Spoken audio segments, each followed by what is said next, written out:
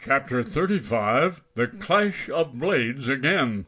Señor Zorro stood like a statue in the native's hut, one hand grasping his horse's muzzle. The native crouched at his side. Down the highway came the drumming of horses' hoofs. Then the pursuit swept by, the men calling to one another and cursing the darkness, and rushed down the valley. Señor Zorro opened the door and glanced out, listened for a moment, and then led out his horse. He tendered the native a coin. "Not from you, señor," the native said. "Take it. You have need of it, and I have not," the highwayman said. He vaulted into the saddle and turned his horse up the steep slope of the hill behind the hut. The animal made little noise as it climbed to the summit.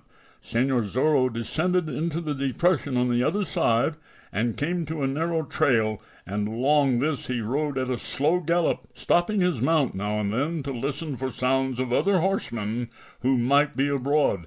He rode toward Reina de los Angeles, but he appeared to be in no hurry about arriving at the pueblo. Señor Zorro had another adventure planned for this night, and it had to be accomplished at a certain time and under certain conditions. It was 2 hours later when he came to the crest of the hill above the town. He sat quietly in the saddle for some time, regarding the scene.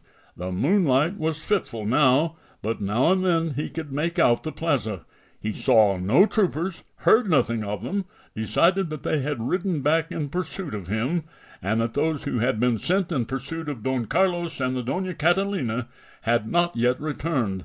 In the tavern there were lights, and in the presidio and in the house where His Excellency was a guest. Señor Zorro waited until it was dark, and then urged his horse forward slowly, but off the main highway. He circled the pueblo, and in time approached the presidio from the rear. He dismounted now, and led his horse, going forward slowly, often stopping to listen, for this was a very ticklish business and might end in disaster if a mistake were made. He stopped the horse behind the presidio, where the wall of the building would cast a shadow if the moon came from behind the clouds again, and went forward cautiously, following the wall as he had done on that other